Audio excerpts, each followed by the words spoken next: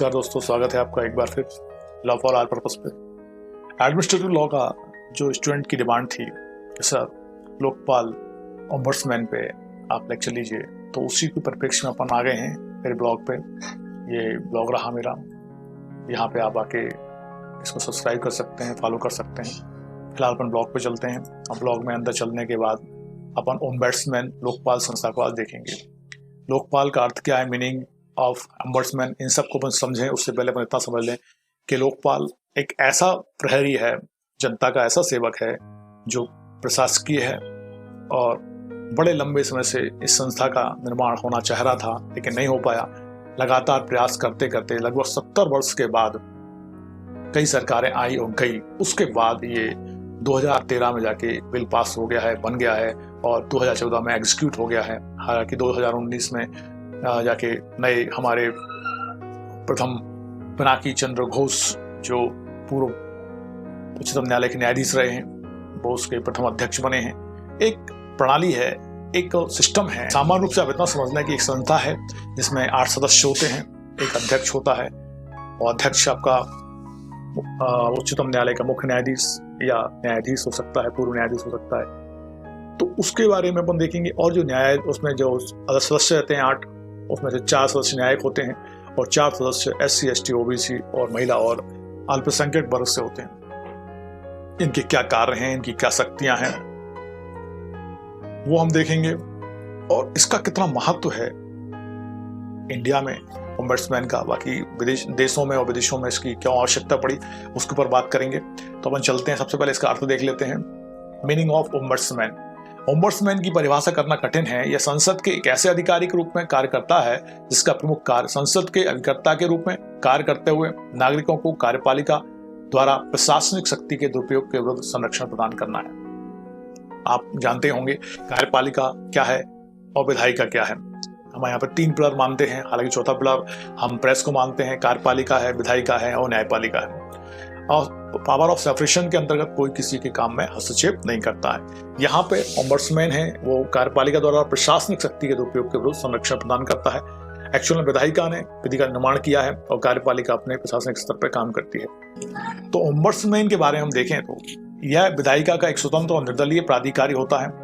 स्वतंत्र होता है और निर्दलीय होता है, मतलब किसी भी दल से नहीं होता है। और प्रशासन का पर्यवेक्षण करता है, मतलब प्रशासन को देखरेख करना कि उनके प्रशासनिक अधिकारी उसके अंतर्गत आने वाले, यहाँ तक उसके अंतर्गत जो संस्था है आपकी ओम्बड्समैन या लोकपाल संस्था, जो पूरे केंद्र के स्तर पे आपका लोकपाल कहलाता है और राज्य स्तर पे वो लोकायुक्त है। इसके अंतर्गत आपके प्रधानमंत्री और मंत्री लोग भी आते हैं और कुछ हैं उनके क्राइटेरिया जिनके अंतर्गत उनको वो जांच नहीं कर सकता है। बाकी सामान्य रूप से वो प्रधानमंत्री को भी अपने जांच के घेरे में ले सकता है। वहीं शासकीय अन्याय तथा प्रशासन के विरुद्ध जनता की शिकायत सुनता है और उसकी छानबीन करने का भी काम ये लोकपाल करते हैं। जांच, आलोचना तथा विधायिका की रिपोर्ट प्रेषित करने का अधिकार इनके पास होता है और प्रशासकीय, लेकिन ये प्रशासकीय जो कृत्य हैं उनको लड़ने का अधिकार इनके पास नहीं होता है। तो और यदि हम देखें इसे उपयोगिता की दृष्टि से तो ओम्बड्समैन जो है, जो आपका लोकपाल है, प्रशासन का प्रहरी है। प्रहरी माने हम इसको ऐसे कह सकते हैं चौकीदार, जो साधारण व्यक्ति के हित में काम करता है, संरक्षक के हित में काम करता है। अब हम इसको देखें, यदि इसके विकास के बारे में, डेवलपमेंट के बारे में देखें तो एक लंबा इतिहास है इसके पीछे। इसकी उत्पत्ति जानने के लिए हमें इतिहास के पन्नों का अवलोकन करना पड़ेगा। जब हम यूरोप की राजनीति स्थिति का अवलोकन करते हैं तो देखते हैं कि जनता निरंकुश शासन से त्रस्त थी। निरंकुश शासक मतलब जो शासक हैं और शासन प्रणाली है वो निरंकुश हो जाए, उनके ऊपर देखने वाला कोई नहीं हो, तो वो अत्याचार पे उतर आती है। उस शासन के दुर्गुण परिलक्षित हो जाते हैं और निरंकुश शासक जनता को केवल मरा हुआ पशु समझकर व्यवहार कर रहे होते हैं। कुछ देशों में क्रांति हुई जिसका उद्देश्य था प्रशासनिक दुर्गुणों का नाश करना। सबसे पहले सन 1809 मतलब 1809 में सर्वप्रथम स्वीडन में इसके लिए प्रयास किया गया। सबसे पहले सम्राट के विरुद्ध, फिर प्रशासन के विरुद्ध आवाज उठाई गई। इसी का अनुसरण 1920 में फिनलैंड में, फिर 1955 में डेनमार्क में और 1962 में नॉर्वे और न्यूजीलैंड में किया गया। इस प्रक्रिया का नाम था ओम्बड्समैन, जिसका शाब्दिक अर्थ था प्रतिनिधि। प्रोफेसर रावत ने ठीक ही कहा है कि ओम्बड्समैन अथवा इसके समकक्ष की कोई न कोई संस्था समस्त विश्व के प्रजातांत्रिक शासन का एक महत्वपूर्ण उपकरण हो जाएगी। मतलब प्रजातांत्रिक जो कार्यप्रणाली है, जो डेमोक्रेसी है, उसमें जो संस्था है, तो उसके अंतर्गत एक ओम्बड्समैन है जो एक ऐसी संस्था है जो उनके लिए क्या करेगी, महत्वपूर्ण उपकरण का काम करेगी, जो जनता की संरक्षक होगी, जो जनता के हितों में काम करेगी। तो अब हम देखते हैं भारत में लोकपाल की स्थिति। Ombudsman India.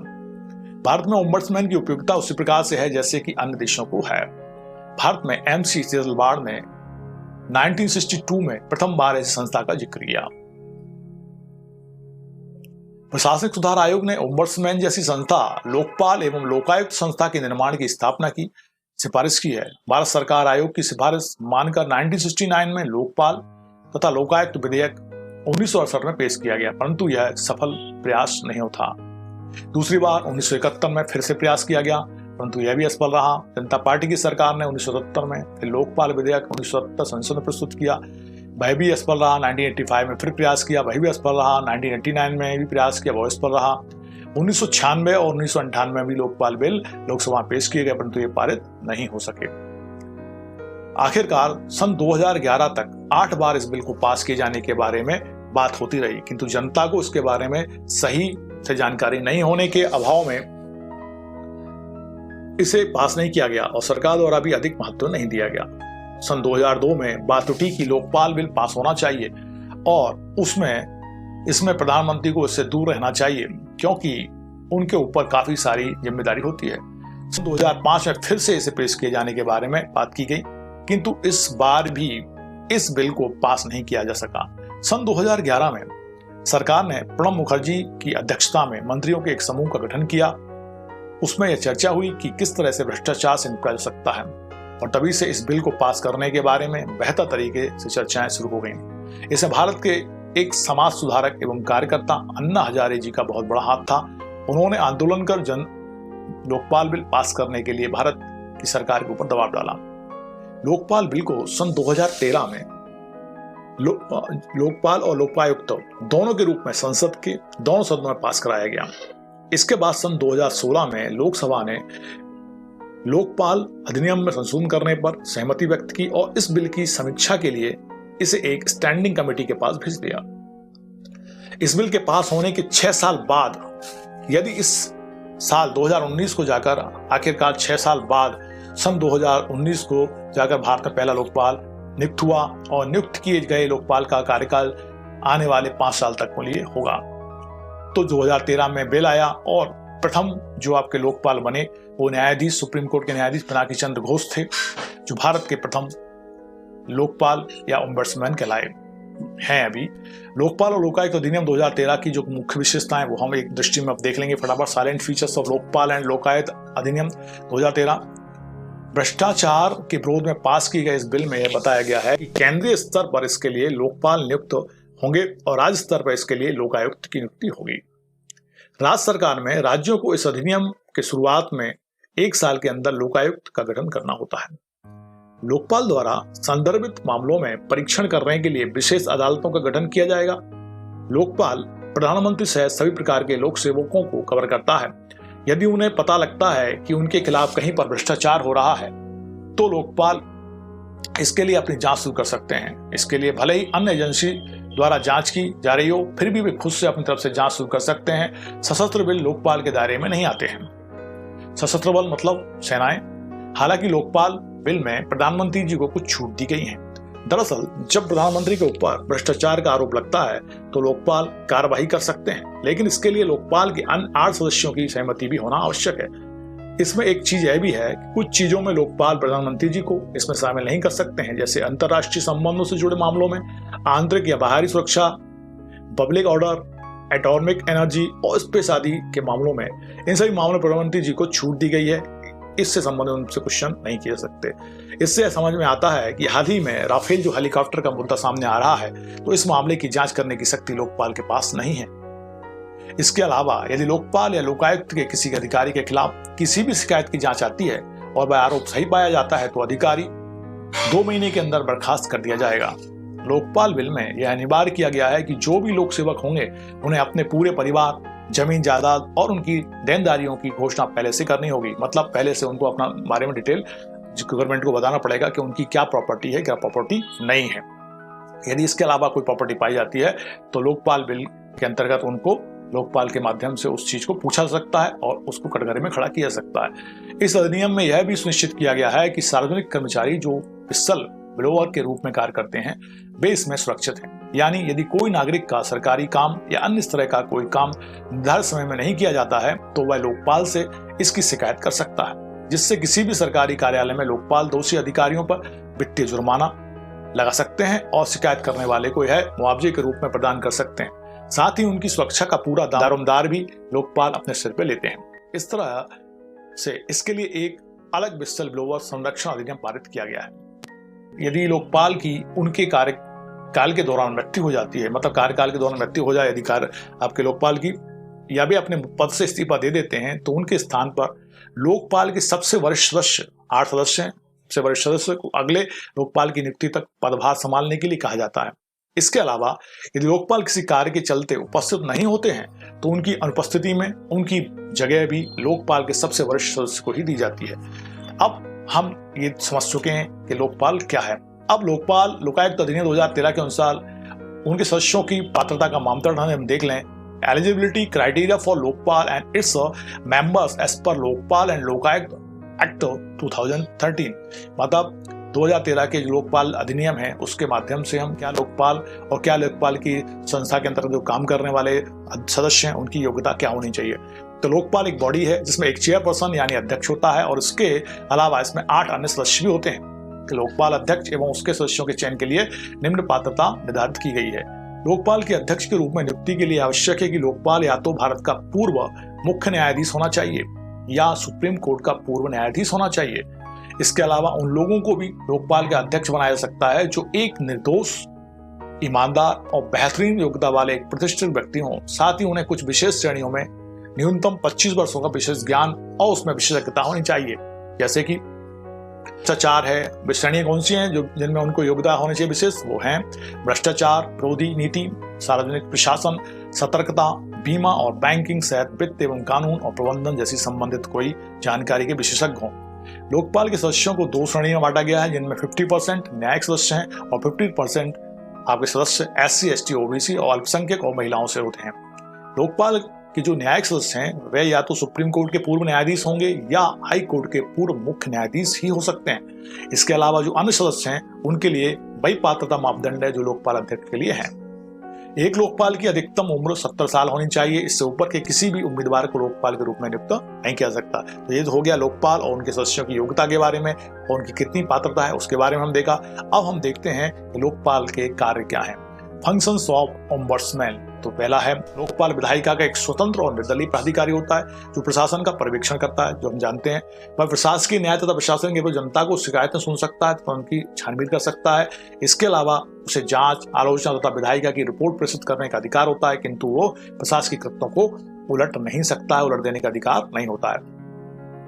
अब हम देखते हैं लोकपाल की शक्तियां, ओम्बड्समैन की पावर। लोकपाल के पास केंद्र सरकार पर उनके सार्वजनिक अधिकारियों के खिलाफ भ्रष्टाचार के आरोपों की जांच करने और उससे जुड़े मामलों से निपटने का अधिकार भी होता है। लोकपाल के पास CBI सहित किसी भी जांच एजेंसी का अधिकार होता है।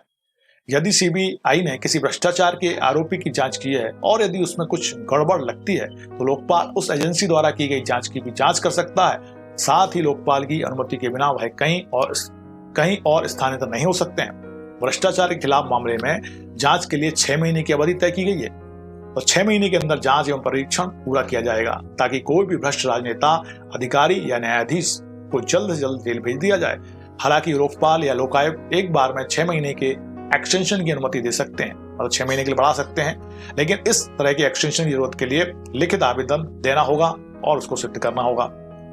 वहीं हम देखते हैं लोकपाल के पास यह भी शक्ति होती है कि यदि उनके पास कोई गलत शिकायत आती है जो कि पूरी तरह से बेबुनियाद है तो लोकपाल शिकायत करने वाले व्यक्ति या संगठन पर 2 लाख रुपए तक का जुर्माना भी लगा सकते हैं। इस बात का भी ध्यान रखा जाता है कि यदि लोकपाल के बाद गलत शिकायत करने लग जाए और प्रशासकीय अधिकारियों को फालतू में फंसाने लग जाए तो यदि वो गलत पाई जाती है तो ऐसे संगठन और ऐसे व्यक्ति पे 2 लाख रुपए तक का जुर्माना हो सकता है। इस अधिनियम के तहत यदि किसी पर भ्रष्टाचार का आरोप लगा है और प्रोसिक्यूशन पेंडिंग है, मतलब अभियोजन पेंडिंग है, तो उस व्यक्ति की संपत्ति को जब्त भी किया सकता है। भाई उस समय तक उसकी संपत्ति को जब्त कर लेंगे क्योंकि अभियोजन का मामला भी चलने में देरी है।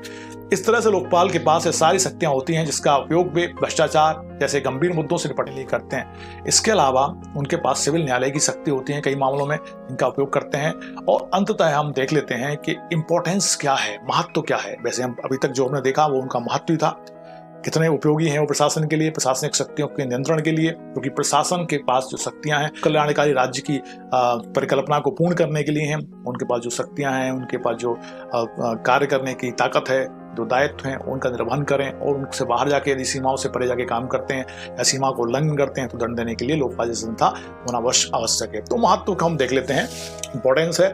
लोकपाल परम प्रशासक नहीं है, मतलब एक शासक नहीं है, वो उसके पास एक शक्तियां हैं, उसकी एक सीमाएं हैं, निर्धारित सीमाएं, उससे आगे वो नहीं जा सकते हैं।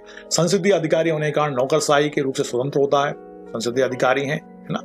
इसकी सत्ता से प्रशासनिक शक्ति के दुरुपयोग का भय कम हो जाता है।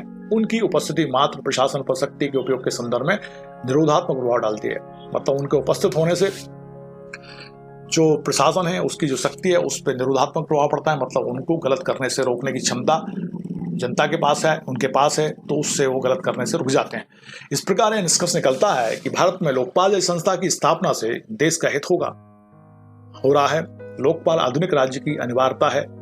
प्रशासन को साफ सुथरा बनाना इनका प्रयोजन है। लोकतंत्र में राज्य के अधिकारों की एक सापेक्ष सीमा रहती है तथा सरकार के मनमानेपन के विरुद्ध संरक्षण उपलब्ध हो जाता है। लोकपाल जैसी संस्था इसे और उच्च स्तरीय बना रही है और उसकी नियुक्ति का प्रशासन में विशिष्ट योगदान रहा है और हो रहा है। तो दोस्तों, आज हमने ये जानकारी ब्लॉग के माध्यम से देखी है, जिसमें हमने लोकपाल ओम्बड्समैन की पावर्स को देखा, उनके महत्व को देखा है, उनके जो शक्तियां हैं उनको देखा, लोकपाल के कार्य देखे और एक्ट 2013 का जो लोकपाल और लोकायुक्त अधिनियम था उसके अंतर्गत उनके सदस्य और उनकी योग्यता और पात्रता के बारे में हमने जाना।